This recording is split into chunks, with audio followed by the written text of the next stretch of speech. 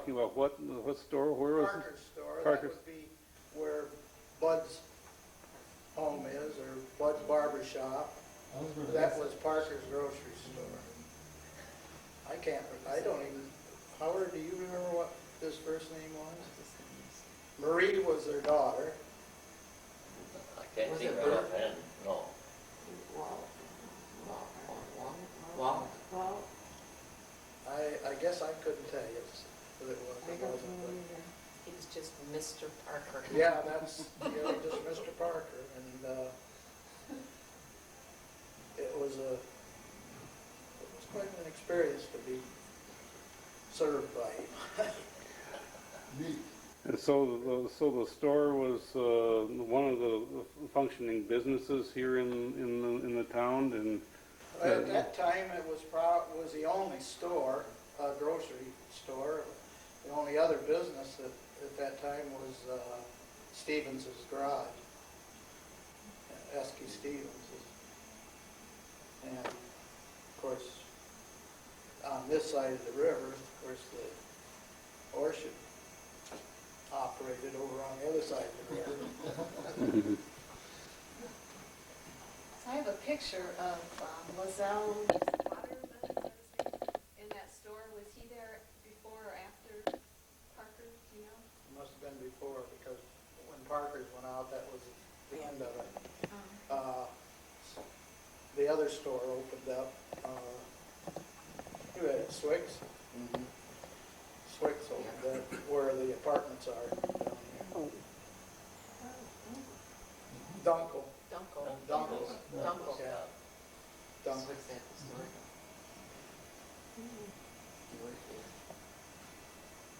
Okay. How about Keith? I've been identified already. I'm Pastor Keith Laidler, and I have a very short memory about my time at Delta Mills. It goes back to 1998. 98. So I'm here to listen and learn and just watch expressions on your faces as you remember. Okay, I'm Barb Dreyer. Maiden name is Hildreth.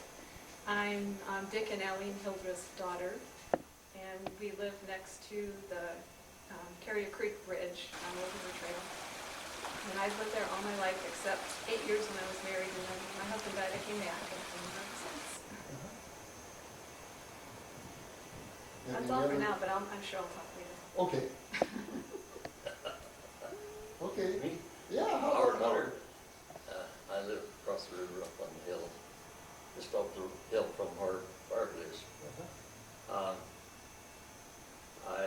As you know, we bought that farm in '34, but I have some memories date prior to that about this area. For 2 summers, 1920 and 21, I worked all summer for Harker and Fletcher over on Grand River, where the John Henry plant and Francisco mold is. So I became acquainted with Delta Mills pretty early. And of course I was just 15 and 16 years old then, but we used to come over to Waite's store that preceded this one here. It was up the northwest corner of the railroad and Ingersoll Road. Do you know what years that was there?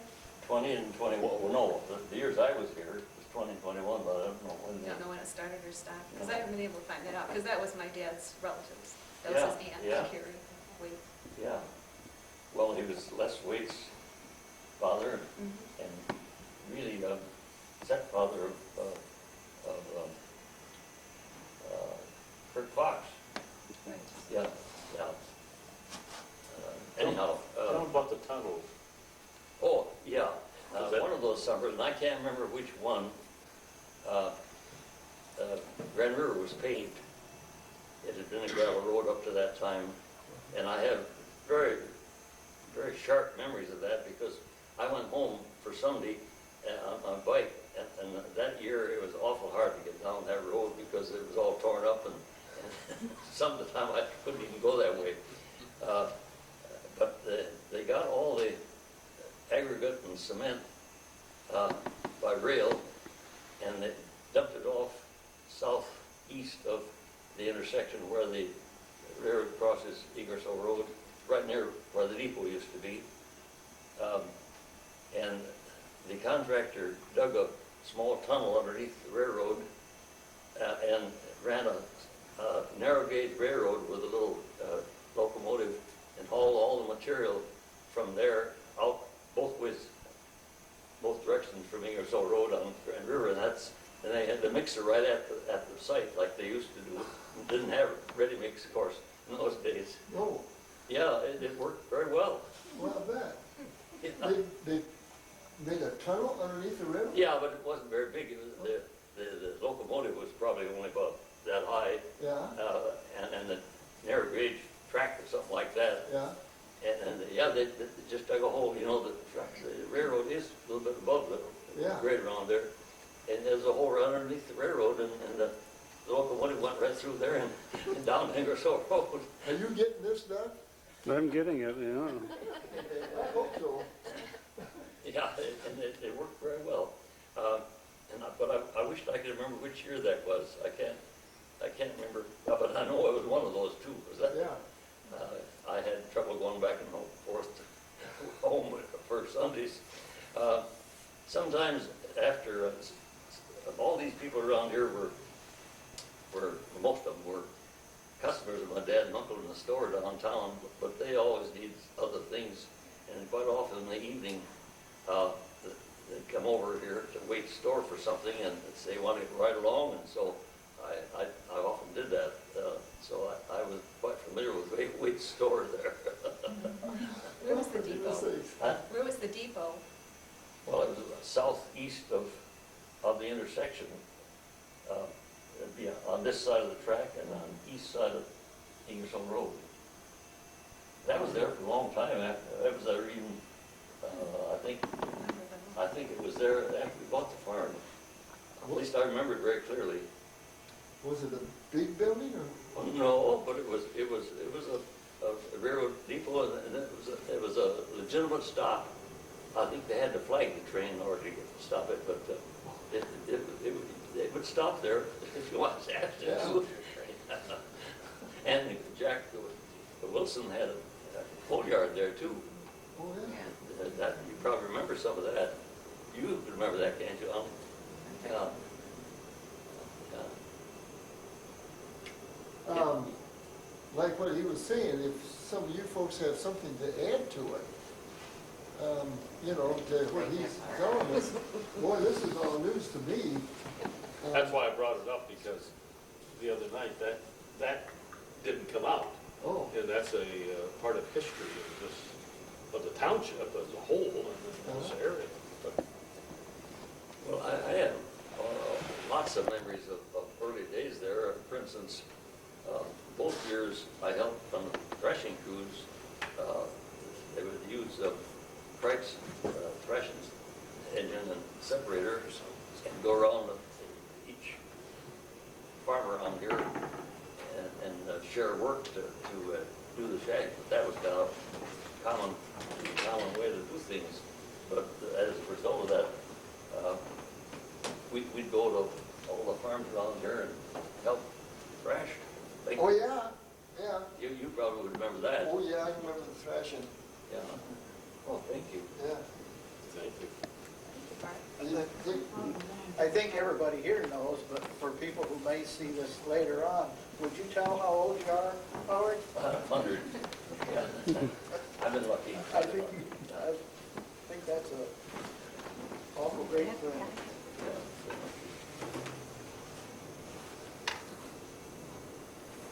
You know, those folks, Mrs. Harker was Bill Fletcher's sister. So they were brothers-in-law, sister-in-law. And the Fletchers lived in the big house, which was removed when Francisco Mole was built. But Harker's house is still there. It's a little house to the west, quite close to the road. And because the Fletchers had more room in their house, I always lived with them. But both of them were good to me, and I think they kind of felt sorry for me because I was kind of lonely. My mother had died 2 years before, and they didn't either one of them have any kids, but I think they kind of like to have kids out there. Although I put in a regular day's work, I wasn't just fooling around out there, but they were very kind to me. My older brother worked for, Huh? my older brother worked for Harper and Fletcher, but many years after you did. Probably. A few years after you. Yeah. Well, my brother being your You know, age. their barn was on the north side of the road, and their house, both houses on the south side.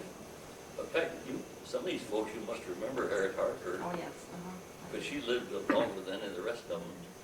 And in fact, she was around here long after we moved out here. I have great memories of the hay rides we would have at your farm when I was growing up. Through the apple orchard and getting lost in the apple orchard. I remember one instance that, I don't remember what year this was, but Joe Craig, that was Carmel's uncle. Okay. You remember him? He was an old batch. Ruth and Dan Price really kept house, and Joe lived with them. And it was really the farm was a partnership. And Dan, of course, liked to do everything he did with horses. He was like his son, Yeah. Carl. But Joe liked to, whenever it needed the tractor, they had a Fordson tractor. He almost lost his life once. I don't know if you ever heard of that story or not, did you? He was out plowing south of the buildings toward the railroad, and I don't know whether he hooked the plow too high or something, but anyhow, the thing had upset up backwards and pinned him underneath the thing. And of course he was out and nobody saw him except a railroad crew came by, and one of the train crew saw him, and so I don't remember which way they were going, but they stopped as soon as the first station they got to, and had word telephoned back, and they saved him. I don't know how they got the tractor off him, but that was before, I think, before I was working with him, because he always ran the steam engine for the threshing crew. Yeah. Howard, do you remember George Miller? George Miller had the farm on the corner of Kreitz and... On the southwest corner of Willow and Kreitz? Yeah. Oh, sure. I was real young, but I remember visiting him. What's that? I was real young, but I remember visiting him. We used to farm that farm. Yeah, Dad and I, yeah. just like Margaret does Yeah. now. Yeah. And when George was there. It was a little bit spooky, if you remember about that Well, one. At least hello, Betty. I used to think it was. He was a little bit what? You said it was spooky to go back there. A little bit. It was an old house, wasn't it? I remember that. He had one of the largest Christmas cactus that I'd ever seen. It was, Yeah, I think Donna had. I think it was pictured in the journal at one time. Oh, my goodness. He told me how many classes would be on that. It was over 100, I think. Oh, yeah. Yeah. And, There's hard coal stove. yeah, first time I visited him was because he had a dog that was white. And the kids would ride the bicycles by down there, and that dog would come out and try to bite him. So I went over and talked to him about it. He was very good about it. Said he would try to keep his dog contained. George, we used to farm that farm, and one time he was gonna buzz wood. Of course, he was a bachelor all his life. And somebody put a silk sock in the buzz one. And when they came to the silk sock, oh boy, his face turned red, you know. Amy says she has a plant off that cactus. Oh, that same one. I do too. Where did they live, or George Miller? I don't remember that. Yeah. Where was his George farm? was trying On the corner. corner of place and Well, way back, set back in the His tree. farm, houses and everything set back, There was maybe a, a block away from the road, there was a drive and come in off of both. both Roads. ways. Remember that? I remember he had a sink with a pump, in the sink. It was all, it was a real old house, I think. The house burnt down. He had been, I think he'd been taken to some facility. He wasn't able to take care of himself. As I remember, there were some dogs there when the house burned. They met some people that Do any of you remember Frank Stafford, the man that owned the farm that we bought? You sure would, yeah, because your folks lived across the road there. He used to come back a little after he got that, because Mrs. Fox, his other daughter, lived on the south side where our whole bunch lived now. And because he was brought up as a boy on that farm, his dad bought that land in 1855, and then he used to tell stories about how the Indians went up and down the river when he was a boy, because he was in his 80s then in 34. That was really interesting. We used to like to talk to him about that. You know, speaking of Indians, I used to know Cecil Henderson, and his family lived on Henderson Hill, and his grandfather knew Chief Okamus. He said when he would come down here, he would always walk up the creek to visit. And he had the most marvelous collection of Indian heads and a couple of trade knives. And I think Henderson's daughter married somebody. I was talking to somebody about it. I had a picture of the bridge at one time, and there was a couple on it, and somebody said it was Henderson's daughter. I thought her name was Florence, but maybe not.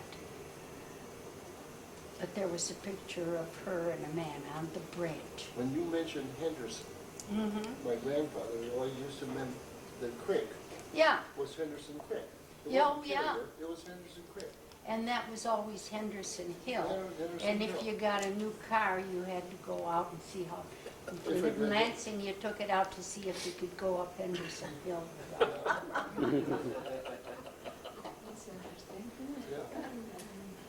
But somebody knows who the Henderson girl married, and it was somebody from Delta Mills that one time I knew, but I have forgotten. So we continue on? I'm sorry, I didn't. How about you, Judy, there? That's fine. We're open group tonight. I just wondered if anybody remembered the Shawas, the Indian family. that Yes, had- yes. They played on softball, baseball. Anybody like Remember Eddie? coffee? I have no sides right now. You don't mix Debbie, drinks? would you Not- like not some right now. cookies or a cider? I'll have cookie.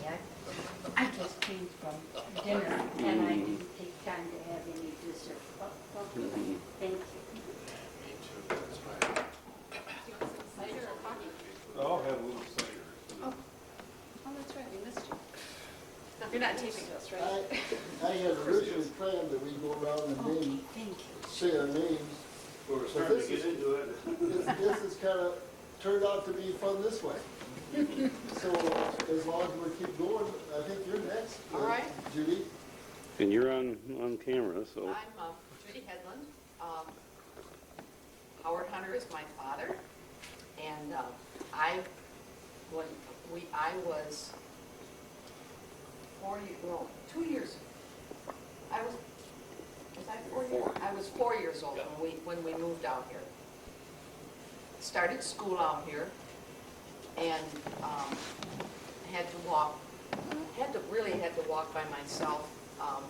The Fox boys were going to school too, but they were older and they had really long legs and they were kind of bashful. and I don't think they wanted a little girl tagging along, so, you know, I walked, but at first, for a few days, my mother and my little brother Tommy would go with me, and then they'd meet me, so I didn't have to walk from the bridge alone.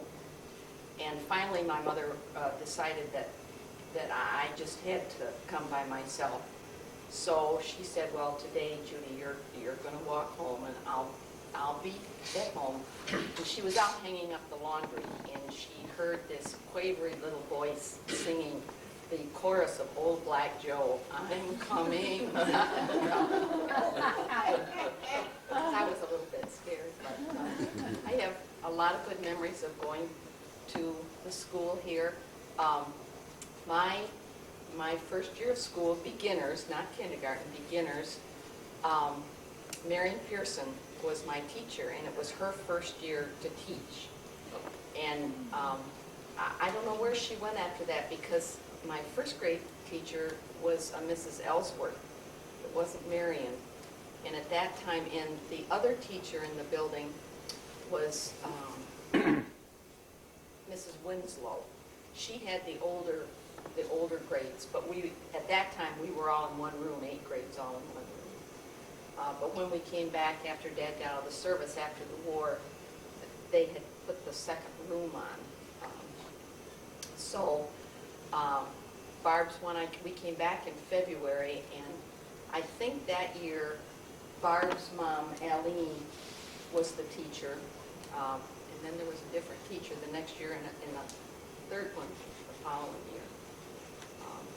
And when Howard and I were married, we moved a mile away for 7 years from my folks over the old Milliken, where Martha Campbell's parents lived, and then we came back across the road from my folks. What year was that? When we came in over here, 1964. 1964. We were married in 1957, and immediately, just before we were married, we bought the little house over on Willow, and then lived there 7 years. Came back. So our kids went to Delta Mill School. Go ahead and I'll pick up, you know, once I think it's... The one thing I might say is Mr. Parker's store. Now, I never had the experience because I was just a little girl, but once in a while I had, you know, I don't know, a penny or maybe a nickel. On the way home, I could stop at the store to buy some candy.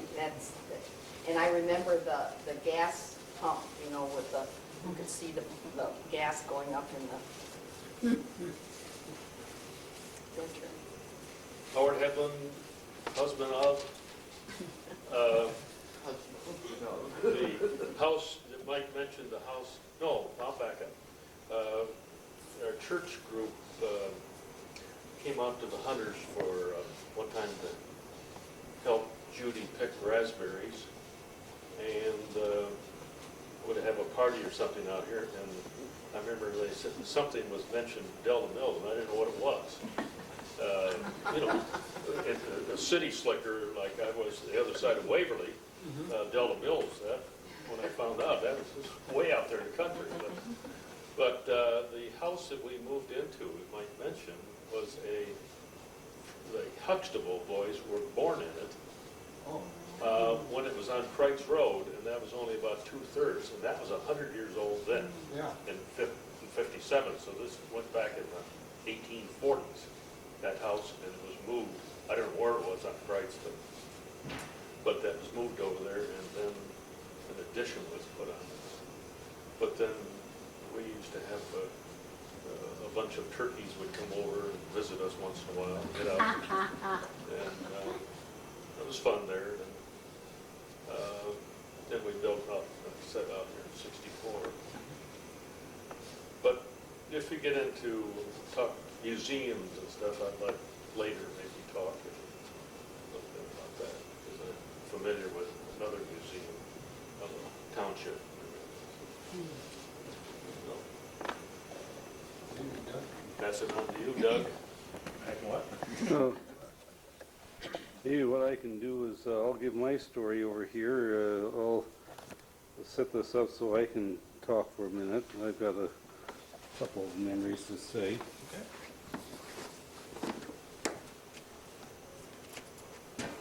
Yeah, I'm Doug Sharp, and I think I remember one thing about the old bridge that was kind of an interesting thing that happened when I was young. We remember it was Halloween, and we had us kids had made a dummy, and we hung the dummy from a tree, okay, and we didn't think of anything of it, and then what we then found was that all of a sudden it was gone, and some kids had taken this, and we started looking for where it went, and there were was all stuffed with the stuffing and everything, and we found the shirt over here a couple of miles down the road, and all the stuffing was all over the place, but we found that the rope was tight across the bridge.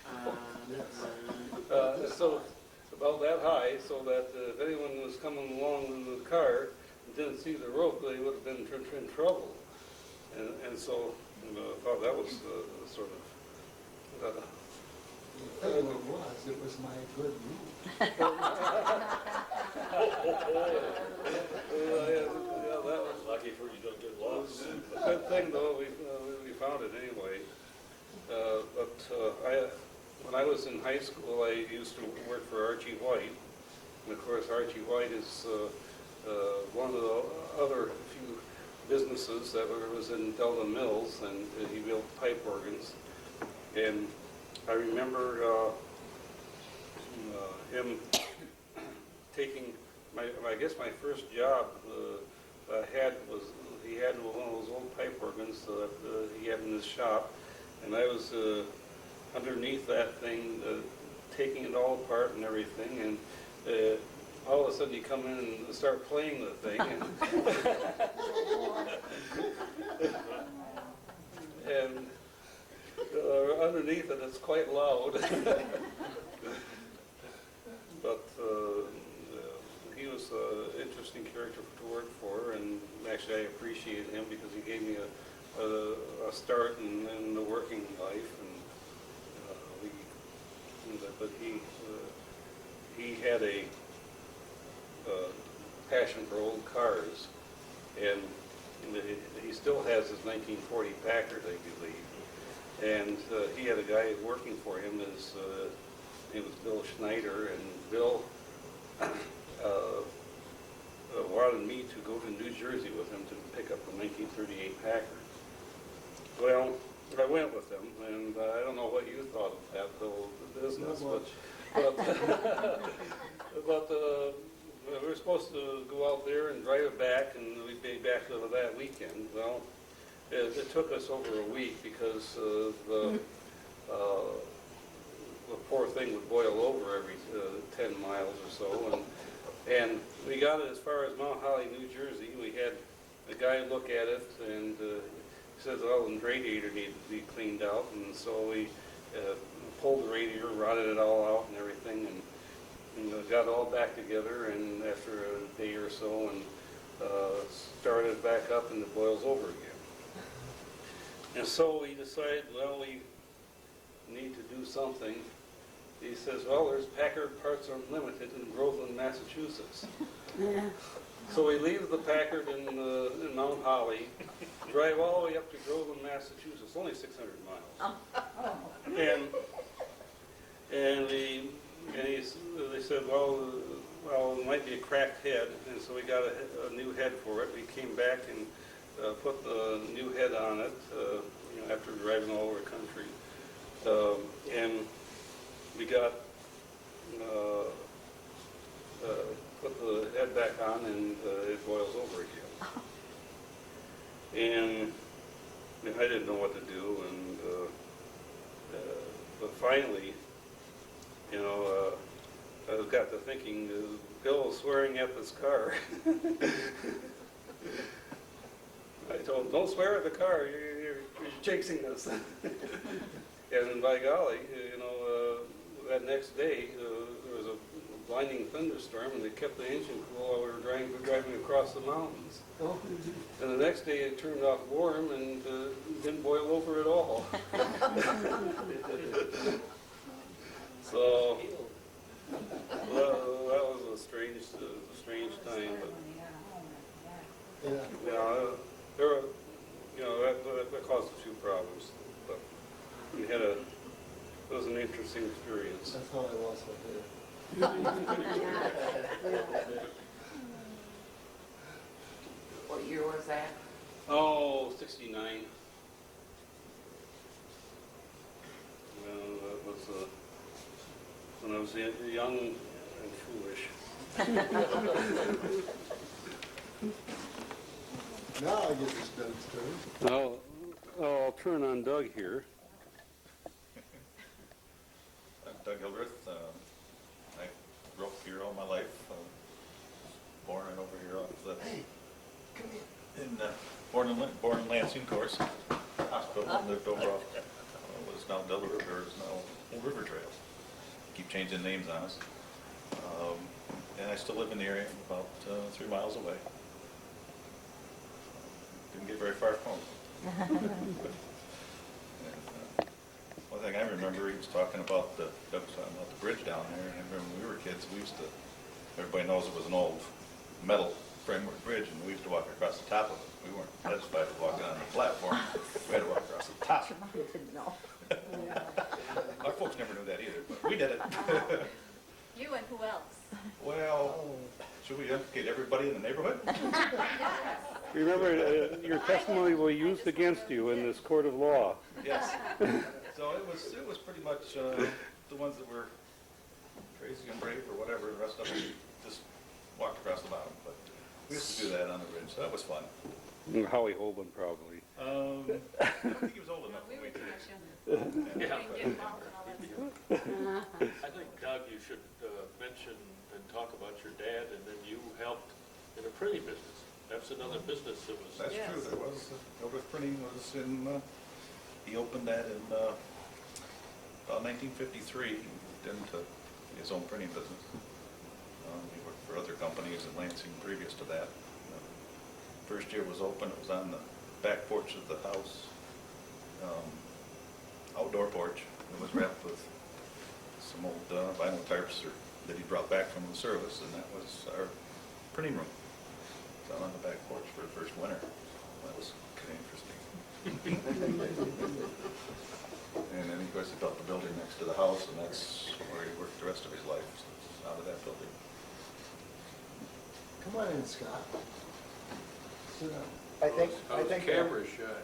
a bunch of people held it. Get back here behind the boss here. Well, Doug, yes.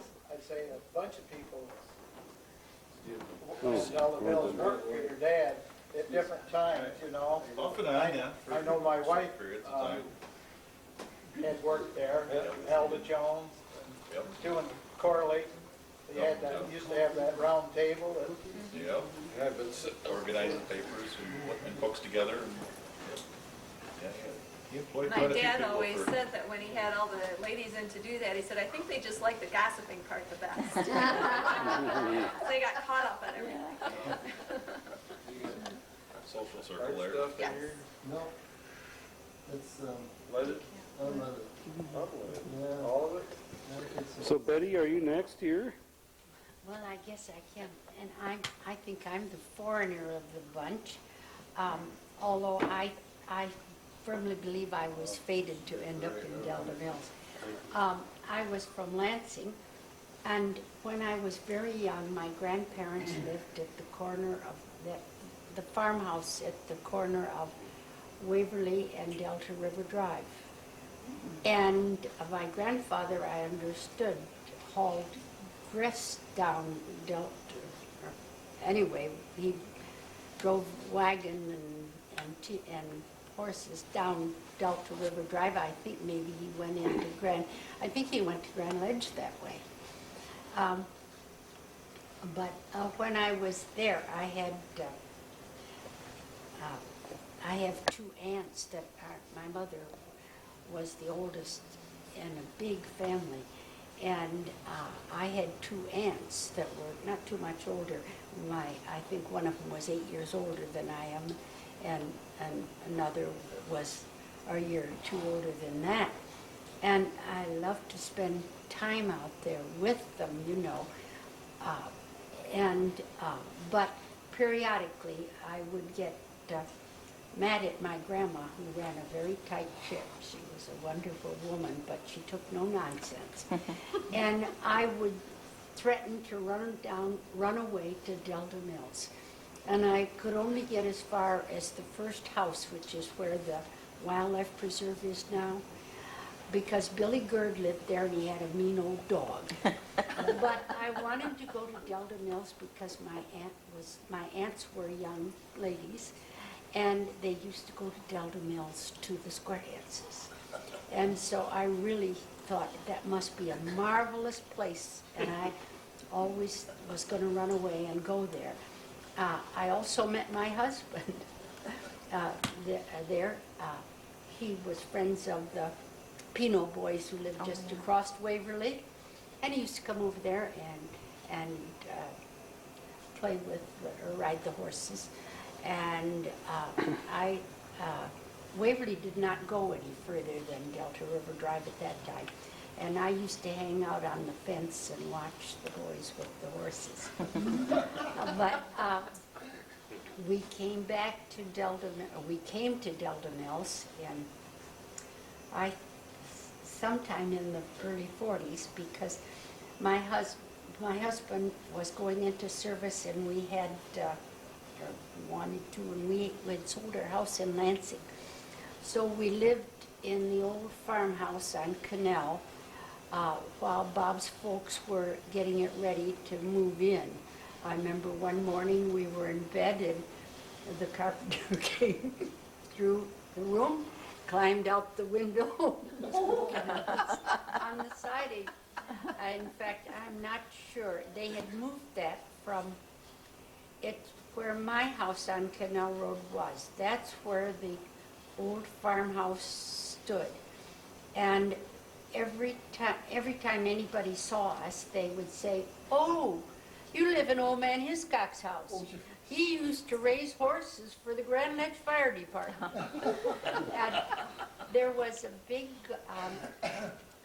big horse barn between my house and where the farmhouse sits, and quite a ways from the barn. So they moved the house to where the farmhouse is now. The horse barn burned down shortly after, we're in the early 40s. And at any rate, I don't have memories of Delta Mills as young people like you all do, but I am very interested in history, and I did a lot of research at one time for when I worked at the paper. I wrote things about Delta Mills and did a lot of research, and I think you've all heard that I loaned it to a graduate student. I had a file like so, loaned it to a graduate student who never returned it. And this was information that I had dug up in the libraries from Ken Wilson, from Bud, from your father, and Mr. Huxtable. I talked to everybody, anybody I could find, and unfortunately most of them are gone, and my memory is going, and so I'm very anxious that we get some things together. I did, in my research, I used to give little tours for the school kids, walk them around and tell them where the jewelry store was. They had a millinery store at one time. And also, I used to go to the school and do living history like like I was Mrs. Ingersoll. And one day, one day I was in church and I hear my neighbors telling this other woman that her son had been at school and come home and said Mrs. Ingersoll was in school that day. And she said, well, you know, I think you're mistaken. She would be awfully old. And she said, well, yeah, she said she was no. She figured out I would have been 106 years old or something. And apparently the kids brought up the subject of, say, how old are you anyway? And I said, well, no, if I had come here in 1835 or whatever, I'd be 106 now. And he said, and she was 106. Did she look old? Oh, yeah.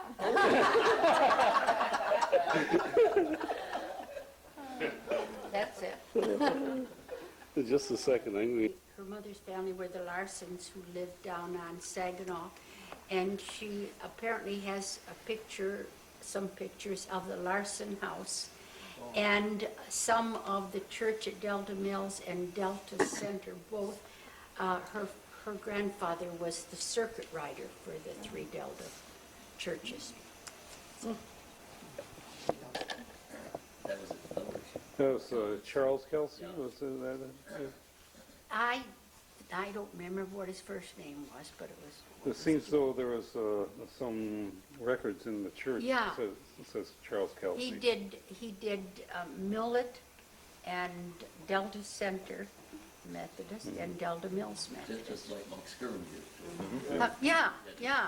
Only like he was doing it back in much before skirmins, you know. And Delta and Millet's had a full-going church then. I remember that brick house that the Larsons lived in. Yeah. Set quite a ways back from the road. Right.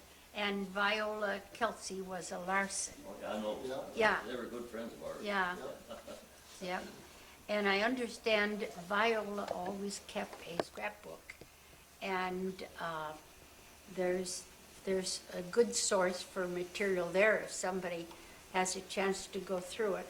Also, the Grand Ledge Library has some archives, and some of them came from Janice, but there are some I know that I have given her and other people have given them, and they would be happy to have anybody who wanted to go over and go through them, because there would be some good material there.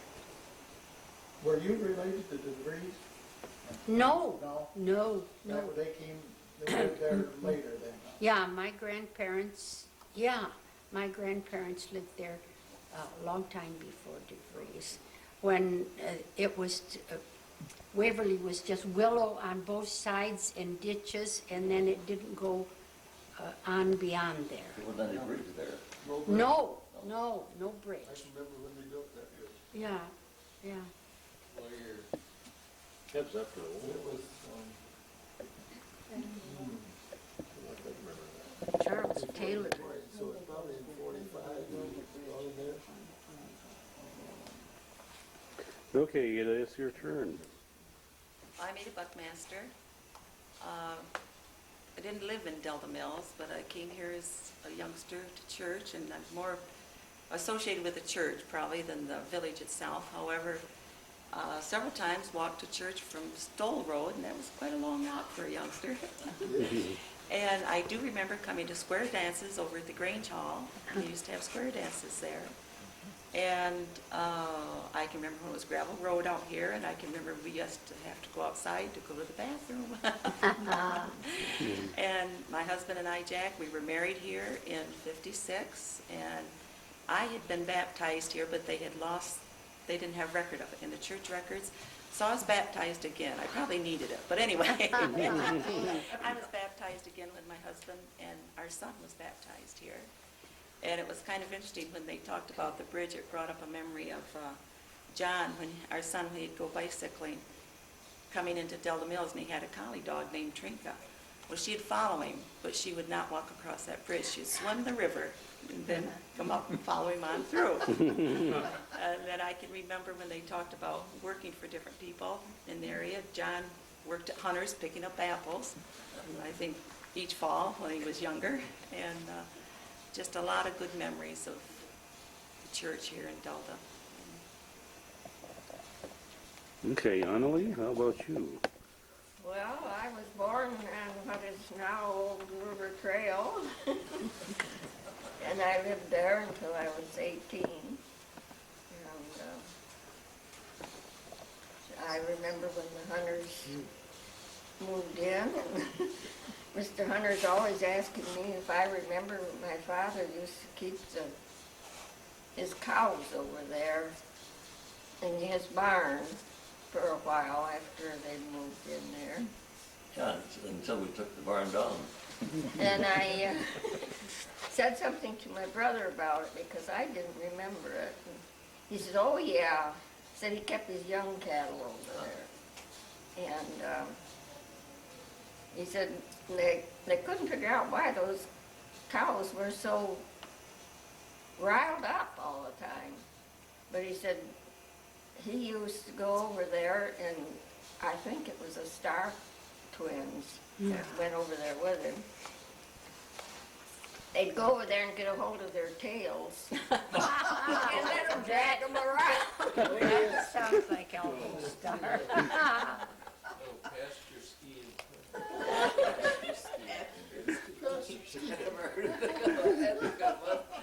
You spoke of the Star twins. The Star family lived on your farm. Yes, and I remember threshing down there do two you? summers when I was working for Harker Fletcher. the one that I remember was, not Alvin, the other one, climbed up and cut the top out of one of the trees for a Christmas tree. Oh. It's a wrap. Did it make a nice Christmas tree? I don't know, I wasn't there then. I think Hi, I'm Nancy Meister, Frisbee. I went to school at Mills. I was born and raised on Eaton Highway, 1942. I remember starting school, it was a 2-room. Mrs. Sutton was my first teacher. And there was only 2 of us in my class, Marlene Boughton and me. And when we left in the 6th grade, it was 3 of us. Marlene and I and Mike Swicks. Mike Swiggs. Mm-hmm. Yep.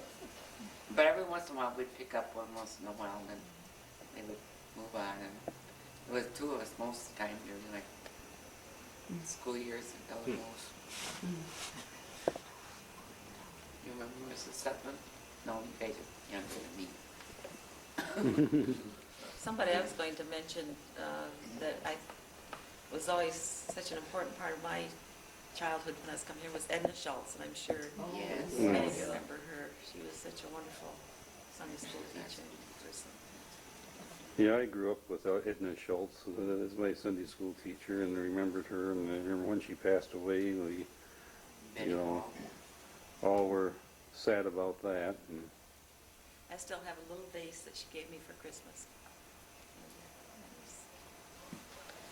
I don't remember why, but Edna Schultz taught kindergarten when I was in kindergarten, and they were building the new school that year, so they bused us over to Macusta. Yeah, And the Watertown. kids were there too. And she had never taught kindergarten before. And my mom taught kindergarten, and I had gone to school with her since I was 3 years old, so I knew how to do kindergarten. So I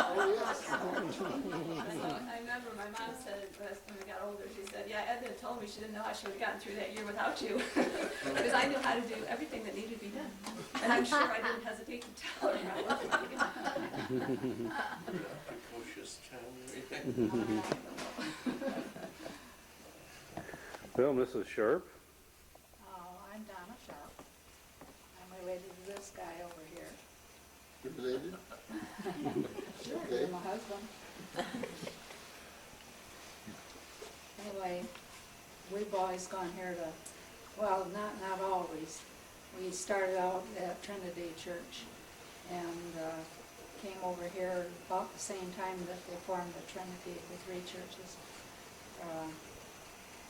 Anyway, we started come over here I think it was 1962. And been coming here ever since. And so, Did you grow up in the area?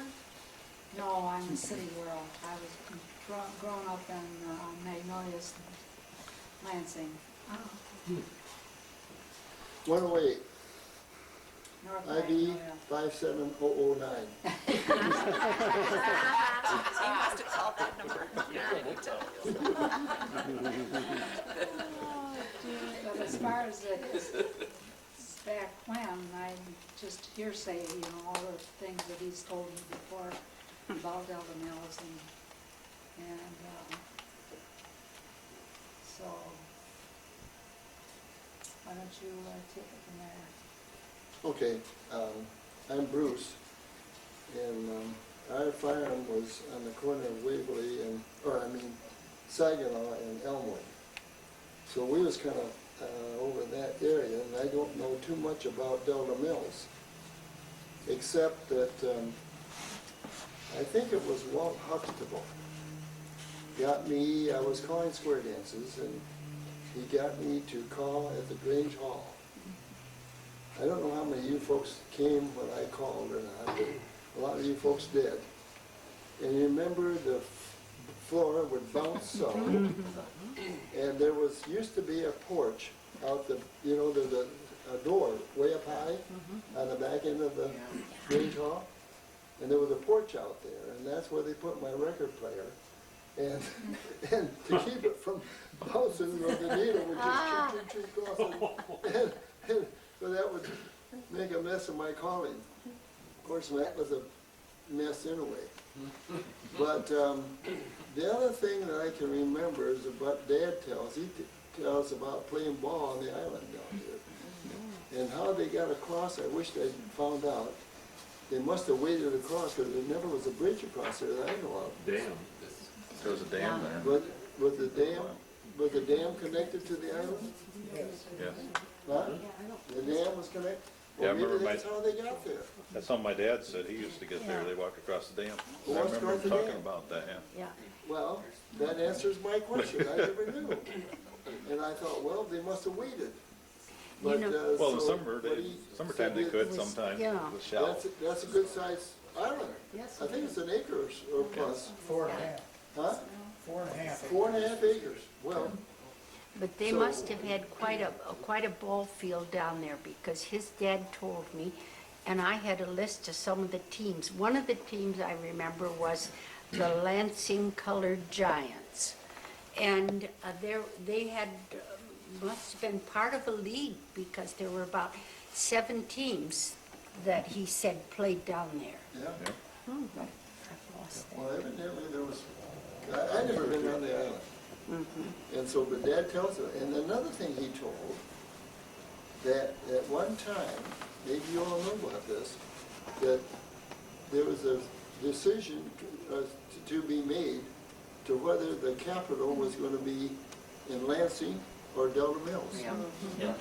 And Lansing, of course, wound up. And Delta Mills Thank goodness. really Yeah. has changed, but hasn't changed a whale of a lot in all these years. And so it's kind of kept to like a unique spot, I think. And but we were over there. You mentioned Carlton Kreitz. Carlton Kreitz. Oh, yeah. You remember where Dick Bosworth, the Bosworth farm used to be, right where Where Dorothy came from. yeah. Anyway, they were thrashing or filling silo or something there, and they had the horses. And evidently Bosworth, instead of having food they had beer. Well, Carlton Kreitz evidently had too much. This is a story that Dad tells. Got too much. And of course the horses at that time, I guess, would take them home. I guess they knew how to go home. And Carlton said, he says, well, if I see I can't make it, I'll come back. That has been a saying for Dad and for my dad for years, and I have said it when I worked for Myers. I would tell the guys, well, if I see you can't make it, I'll come back. And Mike Slocum, you know, a lot of you folks know Mike, you do. I used to work with him, and he worked with Myers, and he worked out at the Oklahoma store. So the guys that was going out there, I just tell them to tell Mike that I see if I can't make it, I'll come back. And he said, I don't worry where you got that. So, Sounds like a Yogi Berra saying. yeah. And then there's Merle, right? Yeah, that's another story.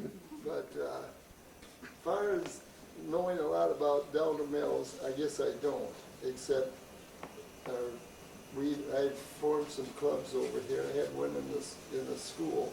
I think we used to dance over there. Did Bud? Bud came one time, I know. I think so. Yeah, I think so. and back when I first started calling. And, You sure made a lot of fun over there, Deb. I mean, you made it possible to have a lot of fun because you were a good caller. well, I don't know about the good part, but I sure have had a lot of fun.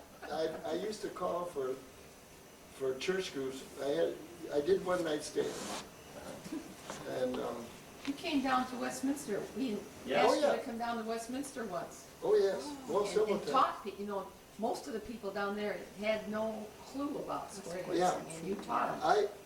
I would just have more fun teaching them how to do it, and I just start out with the music, and I tell them, and they know how to circle and do things like that, you know. And so, and then I'd add a little bit to it, and more. First thing you know, boy, it was going. You remember how some of the folks were pretty good at polka? Yeah. Madeline and Connie were some of the Yeah. better polka. Very good polka. Play polka dancers, right? But I've called for several groups, several church groups for more than 20 years. But I never really Did you call for the 4-H ones? I remember doing that at the school. Yeah, probably have. I think it was 4-H. Probably was. Do you remember that? No, I didn't dance. Never will forget one time. It was a church on Okemos Road. And it was a teenage dance, or a teenage group, or their youth group. And it was I don't know how many kids they had, but they had a whole bunch of kids. But there was a group of boys, they were not going to dance. No way. And so everybody, and I had them going, and everybody was dancing. First thing you know, boy, they wanted to get in on the fun too. And boy, it wasn't long before they was all dancing. I'll never forget that. Those kids, those guys, they didn't want to have anything to do with square dancing. Thumbs down.